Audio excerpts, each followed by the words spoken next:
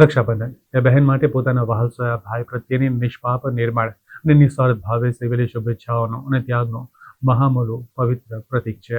બહેનની શુભેચ્છા ભાઈના જીવન વિકાસમાં પ્રેરણાદાયી અને પોષક બને છે. ભારત તહેવારોનો દેશ છે અને તેમાં અનેક તહેવારોની ઉજવણી થાય છે.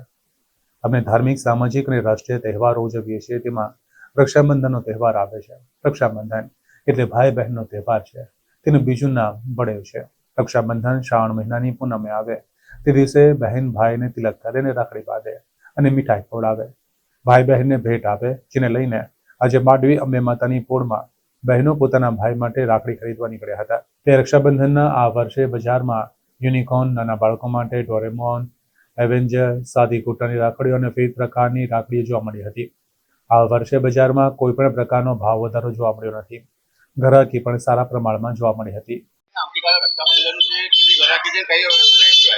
ગ્રાહકી તો ઘણી બધી સારી છે ને વેરાયટીમાં કેવું છે, હમણાં ચાલે છે રજવાડી રાખડી, કલકત્તી રાખડી અને જરતર રાખડી.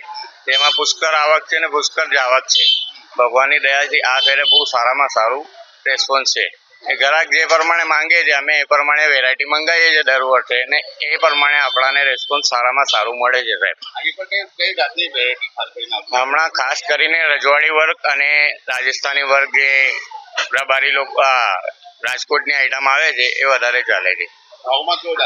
ભાવમાં ફેરે 30 થી 35% વધારો છે. મારું નામ સુનિલ કિશનચંદ સોનેજી. આ વખતે રાખડીમાં બહુ બધી વેરાયટી આવી છે. રુદ્રાક્ષમાં છે, જરદોશીમાં છે અને નાના છોકરાઓ માટે કિડ્સની રાખડીઓ આવી છે.